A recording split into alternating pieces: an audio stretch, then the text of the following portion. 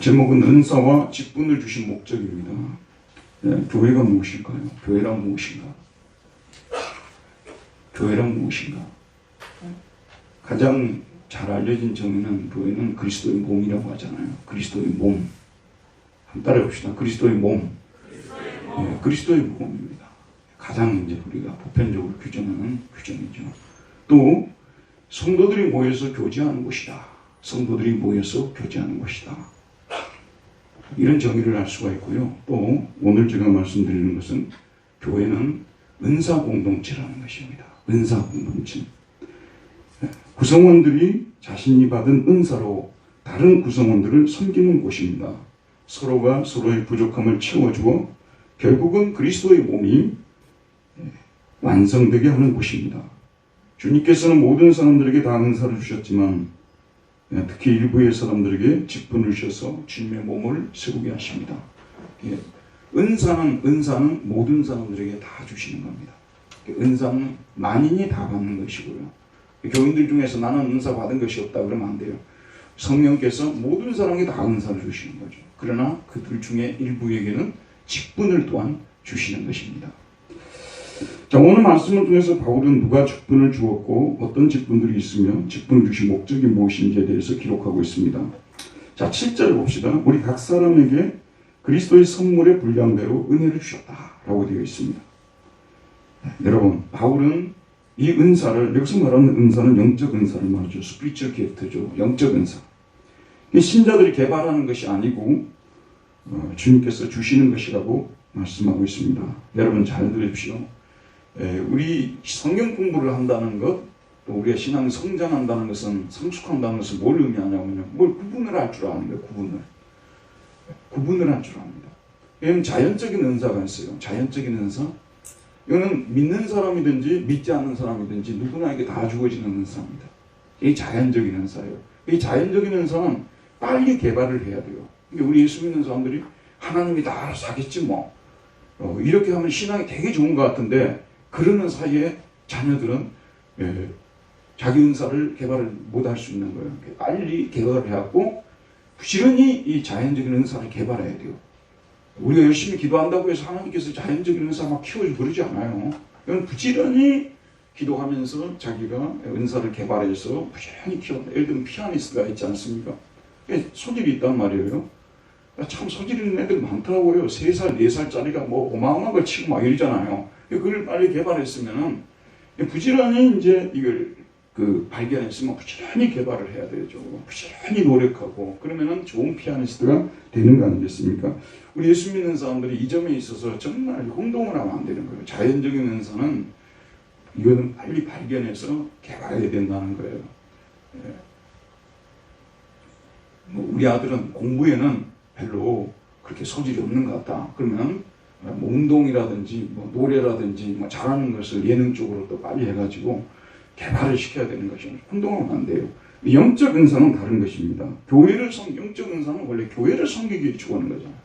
자연적인 은사는 어떻게 보면 이거는 이 사회를 섬기기 위해서 주는 것이거든요. 공동체를 섬기기 위해서. 이 교회를 섬기기 위해서 영적 은사를 주는 것입니다. 이런 은사는 주어지는 것입니다. 오늘 말씀을 보면 히라보로 에도스라고 되어 있는데 디도마이어 수동태 부정 과거의 의미예요. 우리말로 주어졌다. 누구에 의해서? 그리스도에 의해서 주어졌다는 것입니다. 영적 은사는 주어지는 거예요. 예수 그리스도께서 주는 것입니다. 예수님께서 그리스도의 몸에 속한 모든 지체들에게 선물을 나누어 주십니다. 그래서 오늘 말씀 보면 우리 각 사람에게라고 되어 있습니다.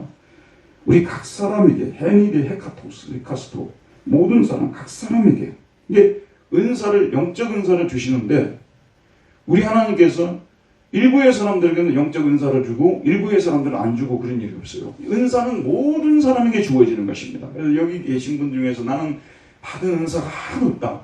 받은 은사가 아무것도 없다. 이런 분들은 이렇게 생각하면 빨리 이해가 돼요. 나는 다른 사람들이 아주 고통을 얘기를 할 때 아주 인내를 가지고 들어주는 은사가 있다.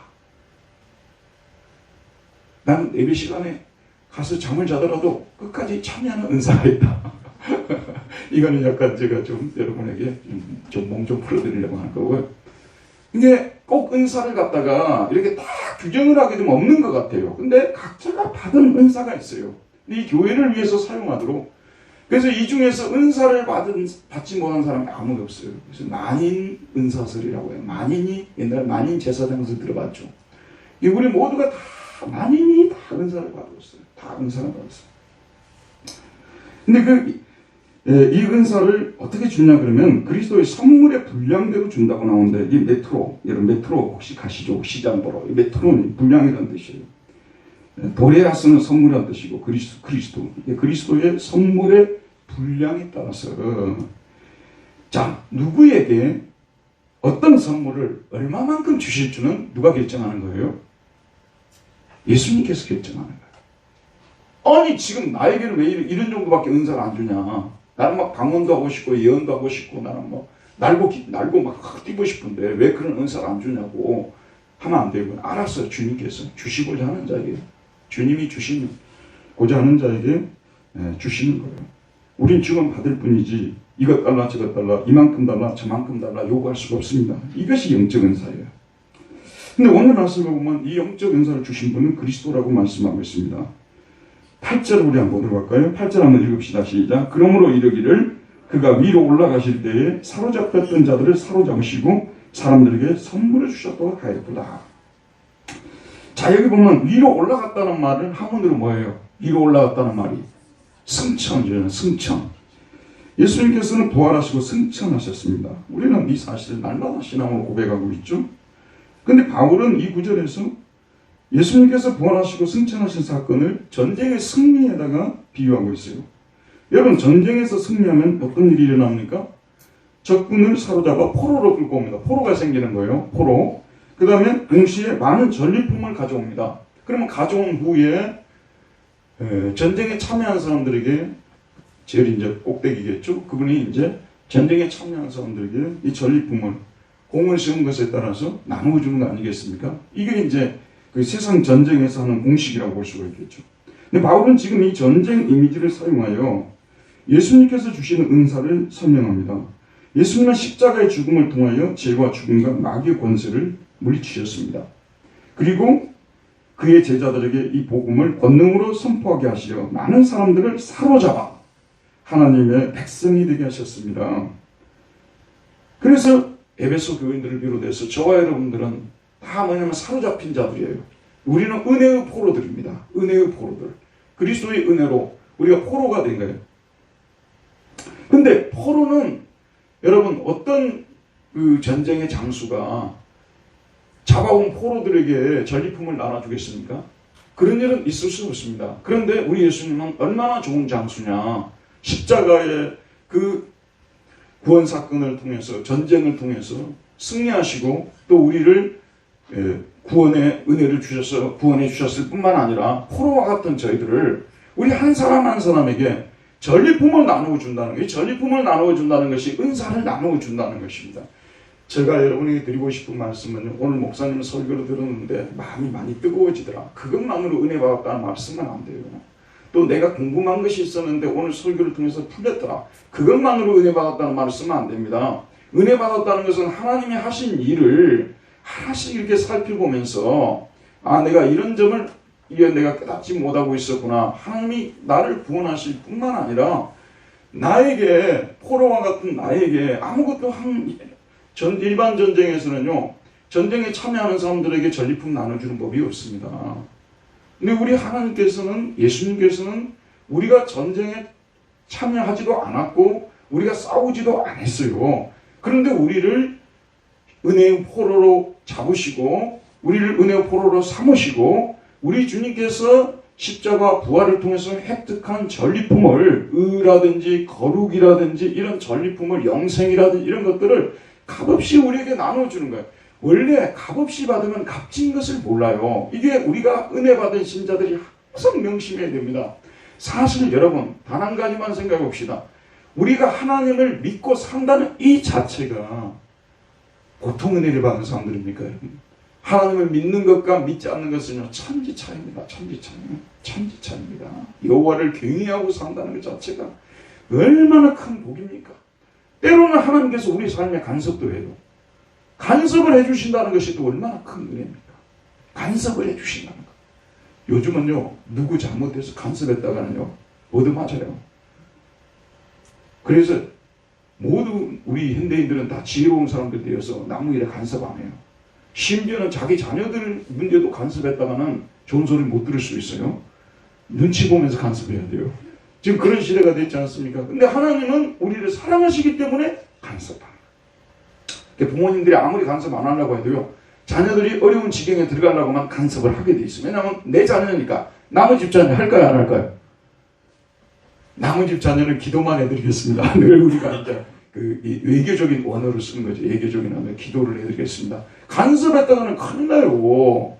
근데 우리 하나님 우리를 간섭하니까 이런 은혜를 생각하고, 우리가 하나님의 은혜를 받아 정말 은혜의 포로가 되어서 주님께 매여서 살아가는 사람들이 되었을 뿐만 아니라, 주님께서 우리 한 사람 한 사람에게 십자가 부활을 통해서 획득한 은사들을 다 나누어 주셨다는 거, 이것을 생각할 때 우리는 감사하지 않을 수 없는 거예요. 우리가 받은 선물은 무슨 선물이? 은혜의 선물입니다. 그래서 gifts of grace라고 하죠. 은혜의 선물이고, 그 다음에 free gifts예요. 공짜로 주시는 선물. 이 한문으로 은사라고 해요. 은사. 공짜로 주시는 선물. 은사. free gifts예요. 공짜로 주는 선물이라는 뜻입니다. 그러면 그리스도는 어떤 자격으로 그들에게 은사를 주실 수 있습니까? 여러분, 본래 은사는 하나님이 주시는 거예요. 근데 하나님께서 이 은사를 나누어주는 일을 그리스도에게 위임을 했었어요. 예수 그리스도에게 위임을 하셨습니다. 그럼 왜 위임을 하셨을까요? 은사를 줄 만한 자격을 갖추셨어요. 그만한 일을 하신 거예요. 그러니까 우리 주님께 위임을 하게 되신 것입니다. 그게 바로 9절에서 10절에 나오는 말씀. 우리 9절 10절 한번 읽어보도록 합시다. 시작. 올라가셨다 하셨은즉 땅 아래 낮은 곳으로 내리셨던 것이 아니면 무엇이냐? 내리셨던 그가 그 모든 하늘 위에 오르신 자니 이는 만물을 충만하게 하십니다. 자, 올라갔다는 것은 승천이죠. 내려오셨다는 것은 뭐죠? 성육신이죠. 근데 사실 이 자격을 뭘로 획득했냐고만요, 성육신과 승천을 통해서 획득한 거예요. 특별히 성육신을 통해서. 여러분이 아시다시피 우리 예수님은 본래 하나님이십니다. 그래서 하늘에만 계시고 또 죄 지은 일이 없으시기 때문에 이 세상에 오셔서 고난받을 일이 전혀 없으신 분이십니다. 그러나 예수님은 자기 백성들의 죄를 없애주고 그들에게 자녀의 권세를 회복시켜주고 영생과 천국을 선물하시기 위해 우리와 같은 사람의 몸을 입고 2021년 전에 유대 땅 베들레헴 에서 동정녀 마리아에게서 태어나셨습니다. 본래 오실 이유가 없는 분이에요. 근데 우리 때문에 오신 거예요. 우리를 살리기 위해서 오신 거 아니겠습니까? 30세가 되었을 때 메시아로서 공적인 생애를 시작하시고 하나님 나라의 복음을 전하시고 수많은 기적을 베푸시다가 때가 되었을 때 우리들의 죄짐을 대신 짊어지시고 대신 고난을 당하시고 십자가에 못 박혀 죽으셨습니다. 그의 십자가로 우리를 죽음으로 끌고 가는 죄와 마귀를 물리치셨습니다. 잘 들어봅시다. 예수님 몇 번 돌아가셨어요? 몇 번 돌아가셨습니까? 한 번 죽으셨죠. 그런데 그 효력은 언제까지 가는 거예요? 영원까지. 이걸 영어로는 once for all이라고 해요. 한 번 죽었는데 그 효력은 언제까지라고요? all, 매번. 영원까지라는 뜻이에요. 근데 우리말로 번역할 때 once for all을 뭘로 번역하냐면 단번에로 번역을 했어요. 단번에. 단번에 속에서는 이런 뜻이 잘 안 나요. 한 번 죽으셨어요. 한 번 십자가에서. 그러나 그 한 번의 죽으심으로 우리의 영원한 죽음을 끝내셨습니다. 또 죽으셨을 뿐만 아니라 장사되셨고 지옥에까지 내려가셨습니다. 그리하여 우리 죄인들이 반드시 당해야 할 죽음의 운명을 완벽하게 끝내시고 장사되신 지 3일 만에 부활하셨습니다. 주님은 이 사실을 부활하신 몸으로 제자들에게 40일 동안 나타내시다가 하늘로 승천하셨습니다. 자, 이렇게 내리시고 올라가셨다는 거예요. 내리시고 올라가셨어요. 그래서 우리 하나님께서 우리 예수님에게 만물을 통치할 수 있는 빌립보서에 나오듯이 만물을 통치하신 또 교회를 통치하신 자격을 주신 거예요. 자격증을 따려면 공부 많이 해야 되죠. 고생 많이 해야 되죠. 그냥 따는 게 아니죠. 우리 예수님께서 만물을 통치할 자격, 이 교회를 다스릴 권세를 십자가 부활에 예수님의 성육신에 대가를 치르면서 이 자격을 획득했어요. 여기 앉아있는 저와 여러분들은 아무리 믿음이 좋아도 이런 자격 없어요. 우리가 남에게 뭔가를 통치하고 또 우리가 뭔가를 나눠주고 그런 일을 못해요. 하나님이 자격 부여를 안 했어요. 유일하게 자격 부여를 하신 분이 누구시라고요? 예수 그리스도. 예수 그리스도. 근데 그분은 이 땅에 내려오셔서 우리가 당할 고난 다 당해보시고 환난과 시험을 다 당해보시고 그렇기 때문에 우리를 너무 잘 아시는 거예요. 또 하나님과 늘 함께 계셨기 때문에 하나님을 너무 잘 아시고 그래서 완전한 자격을 갖춘 분이십니다. 완전한 자격을 갖추신 분으로서 지금 하나님께서 예수 그리스도를 세워주신 거예요. 그래서 하늘로 올라가셨는데 뭘 하기 위해서 올라가셨느냐? 오늘 말씀에 보면 이는 만물을 어떻게 하자고요? 충만하게 하려 하시니라. 만물을 다스리고 만물을 충만하게 하시기 위해서. 여러분, 이 세상에 우주의 어느 나라든지 어떤 지역이든지 예수 그리스도의 통치가 미치지 않는 곳이 있을까요? 없을까요? 하늘이든 땅이든 온 세상에 예수님의 통치가 미치지 않는 곳이 없어요. 왜냐하면 우리 예수님은 온 세상의 왕이시기 때문에 우리가 잊지 말아야 될 것 지금 이 시간도 우리 예수님은 성남시청도 통치하시고 대한민국 정부도 통치하시고 일본 정부도 통치하시고 푸틴이나 또는 누굽니까? 시진핑 너무 걱정할 필요 없어요. 날뛰고 있잖아요. 근데 너무 걱정하지 마세요. 하나님이 그들을 통치하고 있습니다. 하나님께서 일정한 시점까지 그들을 두시는 거예요. 계속해서 자신들을 신격화시키게 되면 하나님께서 가만두지 않거든요. 온 세상을 누가 다스립니까? 예수 그리스도가 다스립니다. 여기에 대한 신앙을 확고히 가져야 되는 것입니다. 아멘 하시죠? 하나님이 온 세상의 왕이 예수 그리스도 온 세상의 왕이라는 것을 우리는 늘 생각해야 돼요. 그래서 이 역사를 바라볼 때 이 역사가 도대체 어떻게 되겠느냐. 마치 그냥 가라앉는 배처럼 가라앉아 버릴까? 하죠 여러분. 6.25 전쟁을 맞이했을 때 우리나라가 가라앉아 버릴 것처럼 생각했잖아요. 이런 세상이 올 줄 알았어요? 몰랐어요? 이런 세상이 올 줄 알았어요? 몰랐어요? 스마트폰 가지고 이렇게 온 세상 믿어볼 날이 올 줄 알았어요? 몰랐어요? 아무도 몰랐죠. 아무도. 근데 역사를 계획하시고 역사를 통치하시고 이루어가신 하나님께서 다 계획 속에서 이런 일들이 일어나게 허용했다는 거 아니겠습니까? 이런 걸 생각하면요.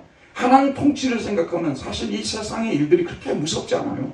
왜냐하면 이 세상은 하나님의 세상이기 때문에. 제가 말씀드리고자 하는 것은 그렇지만 우리 주님께서 특별한 관심을 가지시고 통치하시는 공동체가 어디냐면 교회입니다. 교회. 교회는 심지어는 예수님의 몸이라고 해요. 몸. 그러니까 여러분, 자 우리 집에 이제 저희 아내하고 살잖아요. 또 여러분들도 가족들하고 살죠. 근데 여러분들이 가장 많이 신경 쓰고 가장 예민한 곳이 어디냐면 여러분 몸이에요. 이번에 제가 부스터샷 이거 3차 맞았거든요. 근데 집에 오니까 아이고 되게 묵직하고 막 아프고 그리고 열도 좀 나는 것 같고 그러니까 내 몸이 그렇게 하니까 우리 집사람 몸이었으면 조금 더 느렸을 거예요. 근데 내 몸이잖아. 내 몸이요. 내 몸이 아프니까 바로 타이레놀. 타이레놀은 나의 힘이요. 타이레놀 바로 찾아가지고 이 몸이 여러분도 가장 많이 생각하는 것은요. 누가 말해도 몸이에요. 여러분 몸이에요. 그래서 몸 아프면 여러분요. 다른 거 다 놓습니다. 심지어는 자녀들도요. 남편도 저리 가라고 하면 내 몸이 아프니까요. 그처럼 우리 예수님의 교회는 그리스도의 몸 아닙니까? 여러분 이걸 아니야. 이거 절대 잊지 마세요. 여러분이 교회는 주님의 몸이야. 몸. 그러니까 이 몸을 우리 주님께서 우리 집에 지금 집사람이 이제 추우니까 그 복도에 있던 화분들을 전부 가지고 들어왔어요. 집으로 다 들어와가지고 따뜻한데 놔두니까 얘들이 꽃을 피우더라고요. 다 메말랐던 애들이 집으로 들어오니까 따뜻하니까 꽃을 피우더라고요. 그래서 그 아이들을 잘 보살펴주고 아주 아름답게 해주고 물도 주고 제가 하는 일이 아니고 우리 집사람이 하는 일이에요. 제가 그렇게 모범적으로 살지 못해서 좀 부끄럽긴 해요.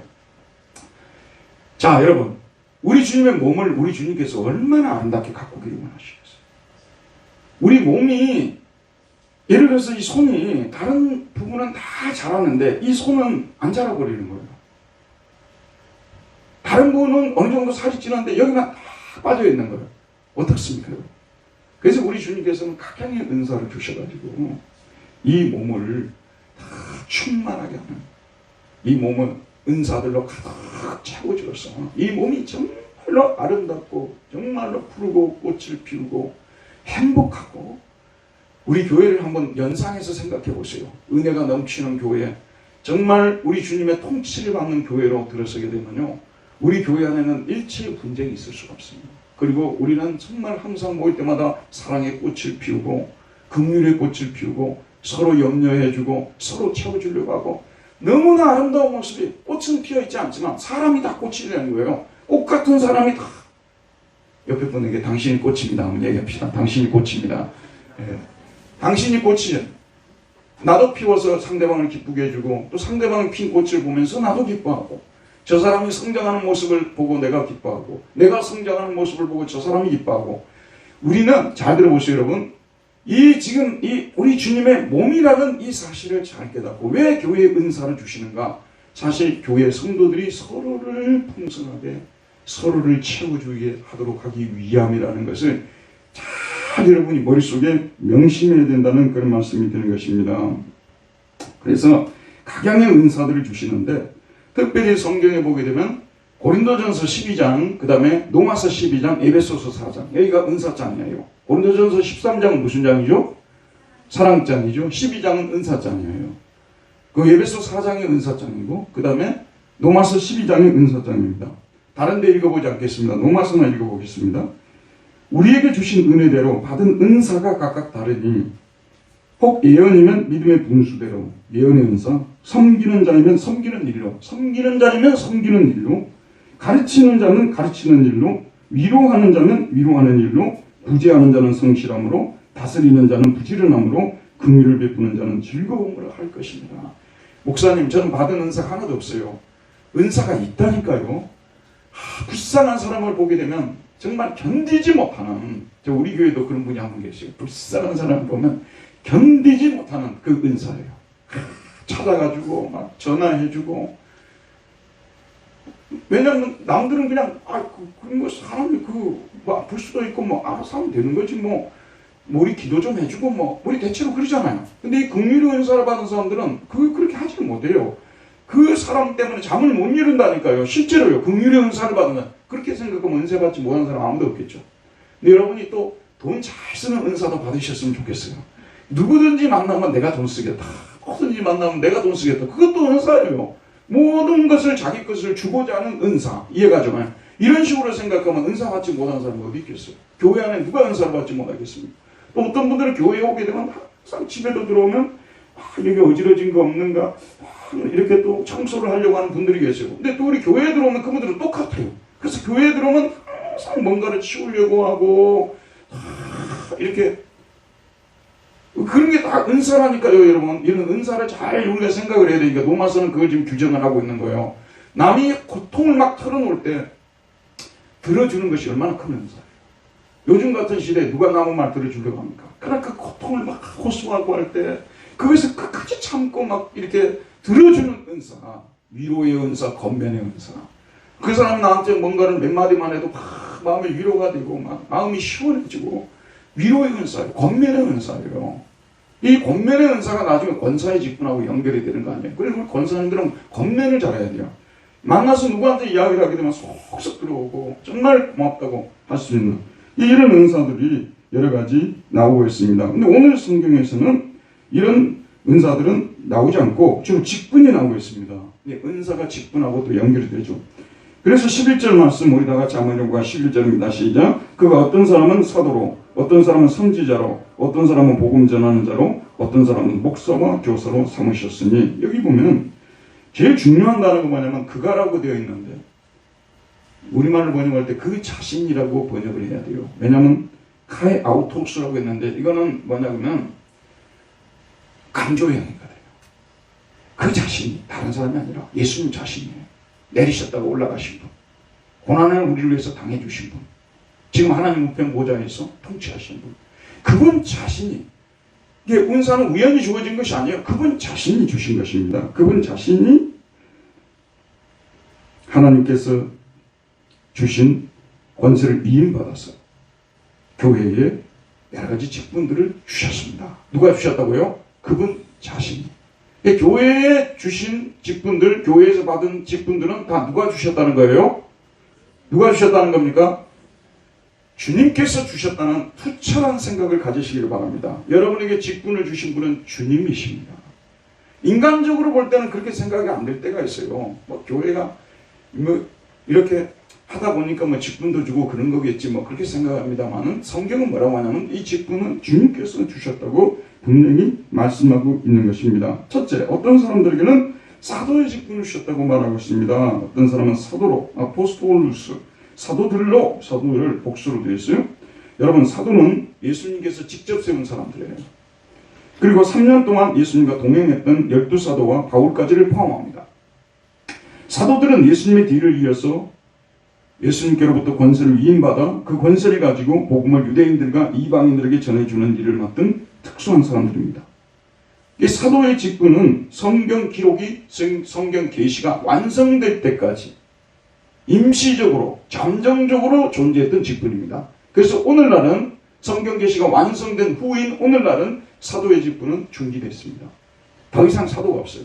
그래서 나는 사도요 하고 다니는 분들은 성경을 곡해하고 있는 것입니다. 그게 어떻게 보면 자기 자랑이야. 자기가 사도라고. 그 다음 두 번째, 선지자의 직분을 주셨다고 말하고 있습니다. 어떤 사람은 선지자로, 프로페타스, 선지자들. 이 사람은 뭐냐면 하나님의 계시를 받아서 장차 일어날 일을 전해주는 일을 하는 사람입니다. 성경이 기록될 당시에 사도행전에 보면 아가보라는 선지자가 등장합니다. 이 바울이 선교 여행을 하다 가이사라에 왔어요. 그래서 가이사라에 있다가 예루살렘으로 올라가려고 했던 거예요. 근데 아가보가 내려와가지고 유대에서 가이사라로 내려왔어요. 그래가지고 띠를 하나 가지고 왔고 바울의 그 허리띠예요. 그걸 가지고 자기 수족을 내면서 예루살렘에서 유대인들이 이 띠 임자를 결박하여 이방인들에게 넘겨주리라고 예언했습니다. 그러니까 바울에게 되어질 일을 예언한 사람, 미리 알려준 사람이에요. 이게 선지자라고 말하는 것이거든요. 근데 이 선지자도 역시 성경 계시가 완성되기 전까지 이 선지자의 직분이 있었습니다만, 성경 계시가 완성된 후에 지금은 이 선지자들은 선지직은 중지됐어요. 그래서 여러분이 자꾸 누구한테 가가지고 내 장래를 물어보려고 하고, 우리 아들이 이번에 대학을 이렇게 시험을 치는데 어느 대학에 넣어야 할까요? 이런 거 알려고 하는 사람들은요, 하나님을 굉장히 망령되이 일컫는 것이고, 여러분이 잘 아셔야 되는 것이 뭐냐면요, 하나님이 그 뜻을 우리에게 알려주더라도요, 늘 우리가 매우 알기 어렵게 알려줘요. 우리는 생각할 때 그냥 써가지고 딱 들어주면 될 거 아니에요. 너 어느 대학 가라고 딱 이렇게 해주면 얼마나 좋겠어요. 다음에 무슨 직업을 선택할까요? 그러면 주님이 또 꿈에 나타나가지고 다 얼마나 좋겠어요. 근데 그렇지 않습니다. 알 것 같기도 하고 모를 것 같기도 하고, 어떤 때는 진짜 하나님이 이리로 가라는 것 같기도 하고, 어떤 때는 또 아닌 것 같기도 하고, 그러면서 점점 하나님께서 내가 기도하는 가운데 어떤 분야 쪽으로, 어떤 쪽으로 자꾸 나를 몰아가고 뭔가 그런 쪽으로 사람을 붙여주기도 하고, 이러면서 아, 하나님이 이리로 가라는가 보구나 해서 가도 착오를 일으키는 경우들이 있어요. 근데 그게 하나님께서 그렇게 하시는 분이라니까요. 선명하게 얘기를 안 해줘요. 근데 예언의 은사 이런 분들을 찾아가는 분들은요, 예언하는 분들 찾아가는 분들은요, 선명한 그런 얘기를 듣고자 하는 것이거든요. 이것이 우리나라 교회 역사를 보니까 원산에서 유명하라는 사람이 이 일을 체험을 한 사람이에요. 원산 기도단이라고 있었어요. 예언 기도하는 사람들. 그 전통이 지금까지 내려오고 있는 거예요. 1980년대 동대문에 있는 어느 교회에 전도사로 제가 부임을 했는데, 그 교회 권사님들이 지금도 도봉동 노권사가 지금도 생각나요. 도봉동에 있는 노권사. 권사님들이 목사님 몰래 살짝 도봉동 노권사에게 찾아나면 예언의 은사를 받겠다고. 점쟁이에게 찾아가는 것과 전혀 다를 거 없어요. 하나님은 우리가 다 눈으로 볼 수 있게끔 인도 안 하신다니까요. 기대도 하지 마세요. 그렇게 인도를 하신 적이 없어요. 항상 우리 헤맸어요. 잘못 갈 때도 있었어요. 동의하시죠? 그런데 나중에 보니까 하나님이 이런 방법 저런 방법 이런 식으로 저런 식으로 해갖고 하나님이 가고자 하시는 길로 이끌어 주셨던 거예요. 아, 하나님이 이렇게 이끄시려고 이러셨구나, 이렇게 우리가 말할 수 있는 거예요. 그리고 이 선지자직은 당시의 복음이 전해지는 상황 속에서 하나님의 계시를 완성하기 위해서 잠정적으로 일시적으로 사용했던 직분이기 때문에 지금 중단됐어요. 그 다음 직분이 뭐냐면 복음 전하는 자예요. 복음 전하는 자. 여러분 성경에 빌립 아시죠? 빌립이 복음 전하는 자거든요. 사도들로부터 권위를 위탁받아가지고 곳곳에 다니면서 복음 전하는 일에만 전념했던 사람이거든요. 이벤젤리스트라고 하잖아요. 이 직분도 빌립과 같은 사람은 오늘날은 없습니다. 이 직분도 중단됐어요. 그러면 남는 직분이 뭡니까? 어떤 사람은 목사와 교사로 삼으셨으니 포이메나스 디다스칼루스. 여기 목사는 누굽니까? 한 교회를 책임지고 목양하는 사람이에요. 목사는 여러 교회를 책임지는 사람 목사 아니에요. 여러 교회를 다니면서 막 목사 노릇 하려는 분들은요, 정말 그는 사탄의 역사지 성령의 역사가 아니에요. 참된 목사일수록 한 교회만 하려고요. 한 교회만. 한 교회만 하더라도 어느 정도 규모만 돼도요, 그 성도들 돌아보지도 못합니다. 100명만 넘어도 죄송합니다만은 성도들, 목회자들이 이렇게 밀접하게 목양하기가 쉽지가 않아요. 엄청난 교회 키우는 거, 뭐 본인이 그렇게 하려고 한 것은 아니지만, 그러면서 목양자는 안 돼요. 목양은 자기 양을 알아야 되는데, 자기 양도 모르는 게 목양입니까, 여러분? 자기 양의 목소리까지 알아야 되는데. 그래서 이 목회자, 목양은 한 교회. 그 다음에 교사가 나오는데, 이 교사는 개교회에 매이지 않고 전체 교회에 교리와 신학을 가르치는 일을 전담하는 사람입니다.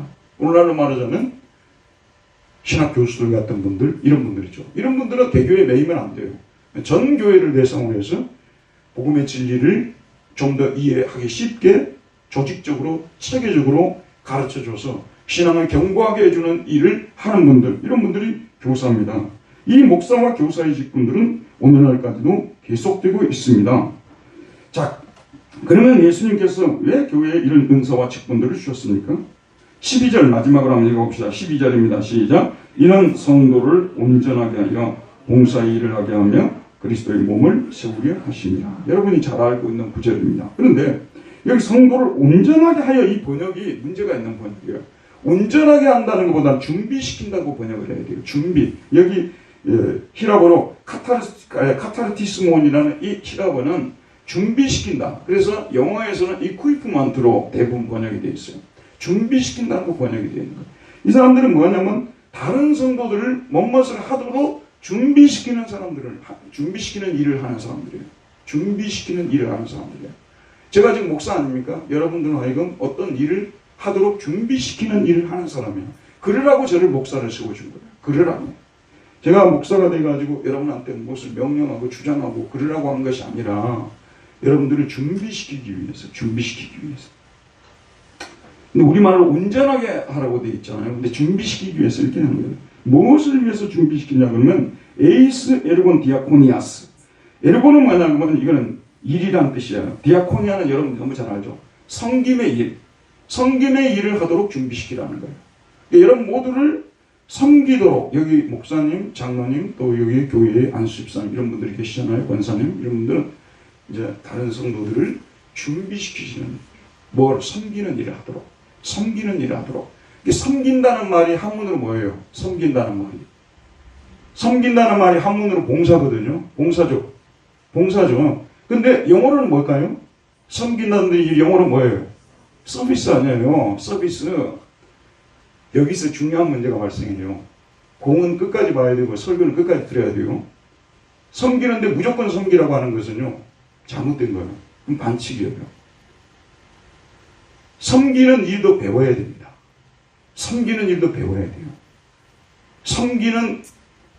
그래서 서비스 학이 있는가 내가 한번 인터넷에 이번에 찾아봤어요. 서비스 학이 있는가.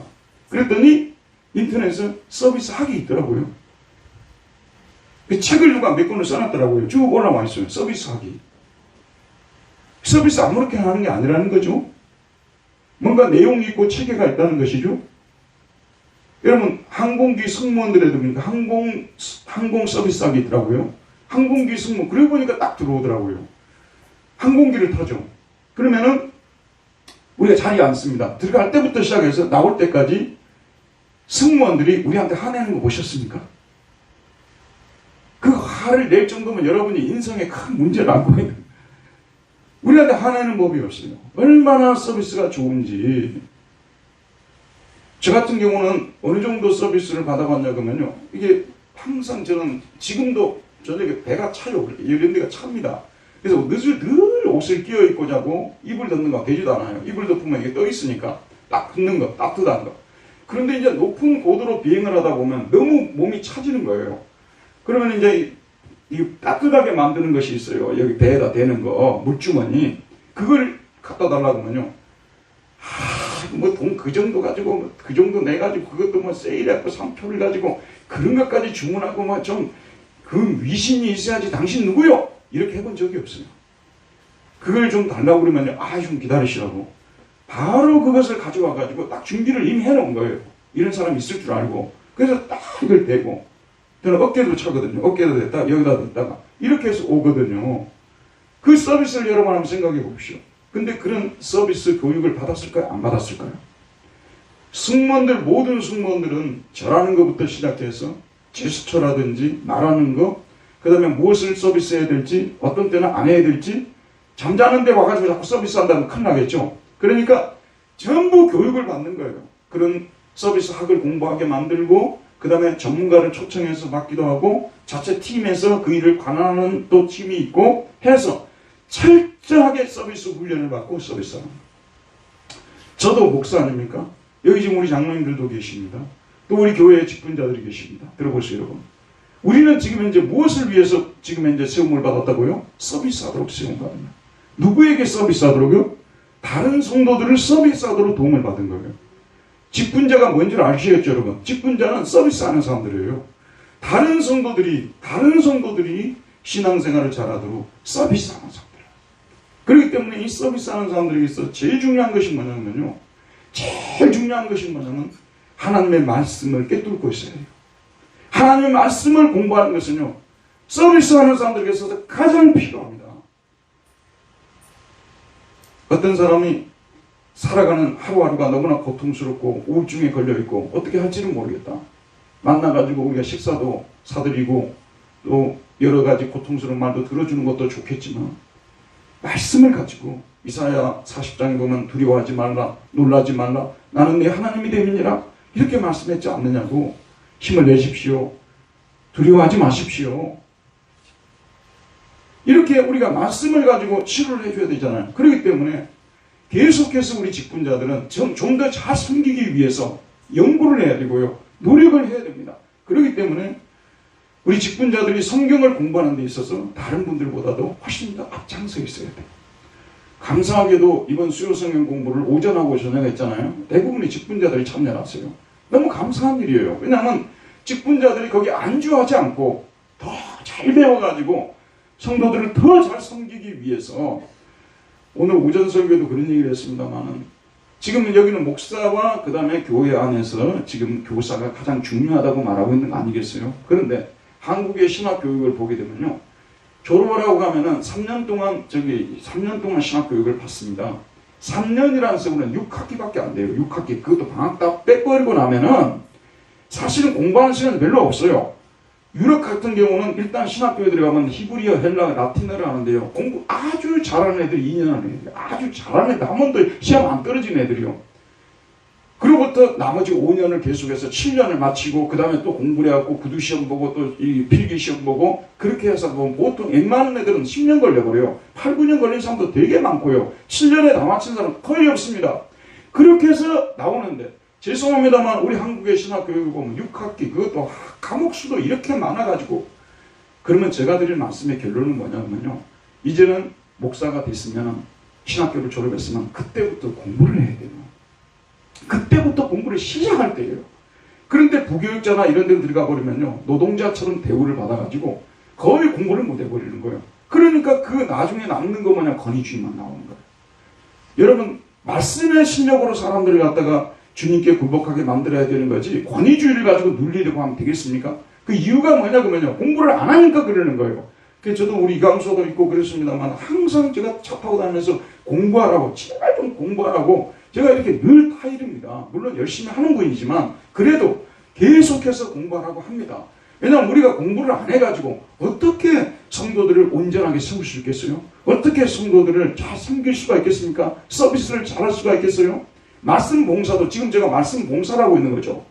지금 제가 설교하는 행위가 무슨 행위예요? 말씀 봉사죠.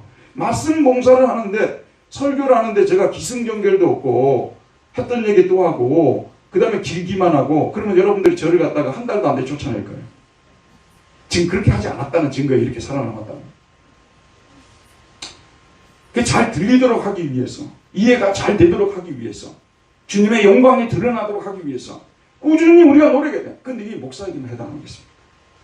우리 장로님들도요, 열심히 공부를 해야 돼요. 그래야 다른 성도들을 가르칠 수 있고 세워줄 수가 있는 거예요. 안수 집사님들도 권사님들도 성경 공부는 절대 빠지지 않아야 돼요. 부지런히 해야 됩니다. 그래야 우리가 다른 성도들을 섬길 수가 있는 거예요. 여러분 양심에 손을 얹고 한번 생각해 보세요. 내가 말씀으로 다른 성도들을 얼마나 세워봤는지, 고통당하는 성도들을 말씀으로 얼마나 위로해서 세워봤는지, 우리 직분자들에게 이 하나님께서 지금 도전을 주고 있는 것입니다. 그래서 그 다음에 한 가지만 더 말씀드릴게요. 그래서 이렇게 세우는 목적이 뭐가 되어야 되냐면 그리스도의 몸을 세우려 하십니다. 그랬더니 어떤 교회는 제자훈련 같은 걸 열심히 시켜요. 그랬더니 나중에 남는 것은 뭐냐 그러면은 그 목사님이 그 교회를 그렇게 키웠다. 그 목사님이 설교를 잘해서 제자훈련을 잘 시켜가지고 그 교회를 그렇게 키웠다. 결국 영광이 다 목사님에게 돌아가 버리는 거예요. 그거는 정말로 저 자신부터 시작해서 모두가 다 피해야 되는 거예요. 진짜 저는 별로 유명하지도 않습니다만 나중에 끝날 때 제 이름 전혀 몰라도 돼요, 여러분. 그리스도만 남아있으면 되는 것입니다. 여러분도요, 여러분 이름 남길 필요 없어요. 그리스도만 남아있으면 되는 거예요. 그렇기 때문에 어떻게 해서든지 그리스도가 남도록, 그리스도의 몸이 세워지도록, 자기 영광 드러내려고 하지 말고 그리스도의 몸이 세워지도록.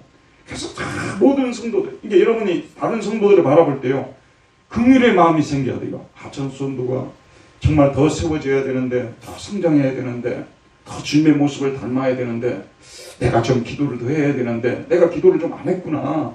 내가 그 성도가 고통당할 때 좀 가서 도와주지를 못했구나. 그래서 저렇게 자라지를 못했구나. 진짜 우리 몸을 보세요. 이게 균형 잡히게 자라야 되지 않습니까? 지금은 이제 눈은 잘 자랐는데 다른 코나 입이 하나도 안 자라버렸어요.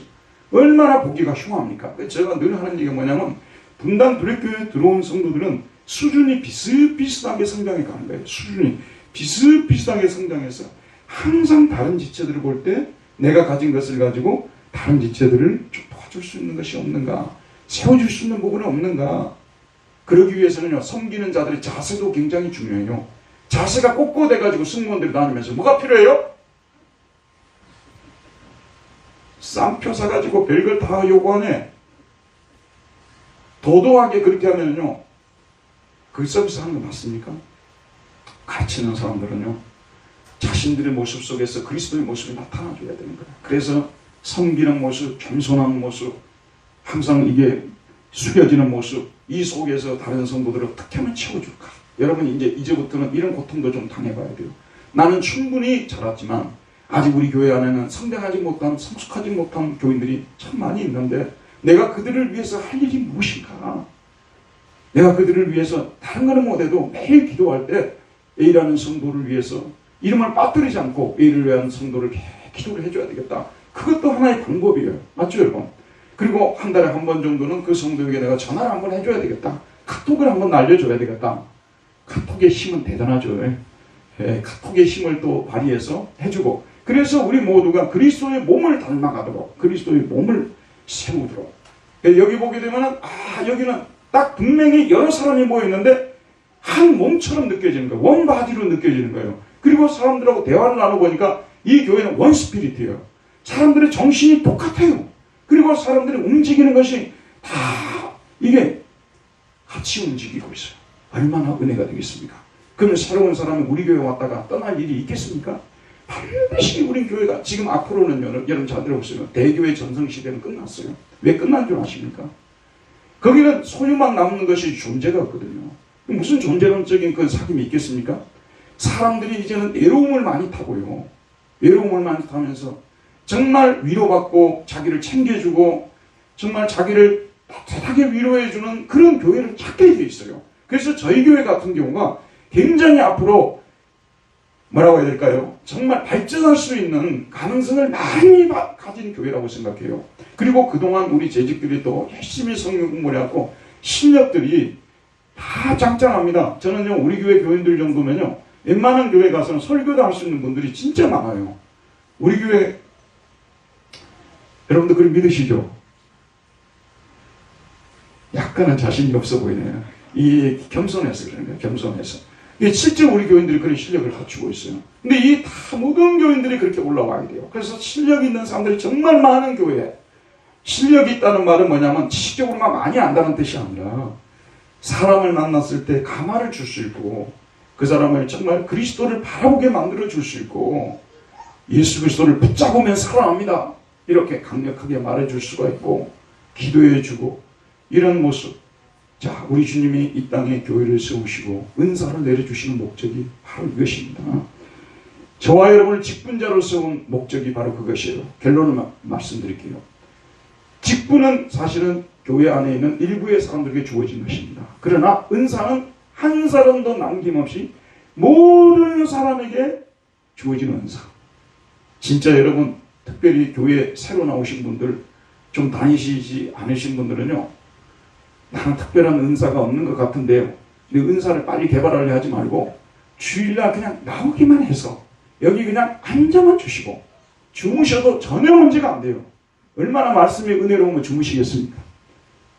은혜로운 말씀일수록 주무시는 분이 많은 거예요. 제가 지금 말씀을 잘 못 전하니까 자는 사람이 거의 없네요.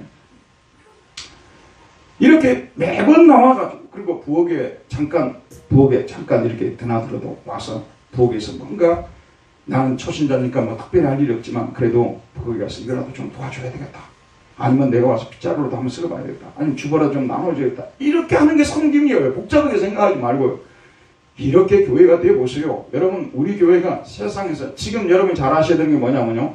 교회가 바깥을 대사회적으로 해야 될 일들이 있어요. 그런데 그와 더불어서 이 교회 안에서 서로 봉사해서 세워져야 될 이 부분도 못지않게 중요하다는 걸 여러분이 아셔야 됩니다. 아니면 더 중요한 거예요. 더 중요한 것입니다. 사회봉사하는 직업을 받아가지고 맨날 봉사하러 다니는데 자기 집에서 살림을 엉망으로 하는 사람들 많다고 들었잖아요. 뭐냐고 말이에요. 교회 안에서 화목이 되고 서로가 서로를 사랑하고 존중하고 정말 여기 오게 되면 그 용광로에서 녹듯이 서로 마음들이 녹아지게 되고 서로를 높이고 잔치가 벌어지고 이런 어떤 내부적인 결속, 이 속에서 대외적으로 밖을 향해서 우리가 봉사를 하고 이래야 되는 거지. 밖을 향해서는 교회가 뭐 이런 일도 하고 저런 일도 한다고 그러는데 선교사를 몇 명 파송하고 뭐 무슨 일을 하고 저런 일도 한다고 하는데 교회에 들어와 보니까 교회가 서로 사랑이 하나도 없어요. 완전히 모래알처럼 다 떨어져 있어요, 여러분. 이것이 주님의 뜻이겠습니까? 전혀 그렇지 않습니다. 내부가 잘 되고요. 속이 단단하고 아름답고 정말로 누가 보더라도 이 교회는 진짜 소망이 있는 교회다. 은혜가 되는 교회다. 이렇게 이루는 것이 주님의 뜻이라니까요. 그러면서 우리가 밖으로 선교도 하는 것이고 구제도 하는 것이고 선한 사업도 하는 것입니다. 이런 교회가 되기를 저와 여러분 더 많이 힘씁시다. 은혜로우신 하나님, 오늘도 생명의 말씀을 우리에게 보내주셔서 이 말씀으로 우리를 돌아보게 해주시고 이 땅의 교회를 세우신 목적이 무엇인지를 또 직분자를 세우신 목적, 은사를 주신 목적이 무엇인지를 다시 한번 생각하게 하시니 감사합니다. 말씀대로 행할 수 있는 우리 모두 되게 해 주옵소서. 예수님 이름으로 기도했습니다. 아멘. 다 같이 찬송가 595장을 부르겠습니다. 595장.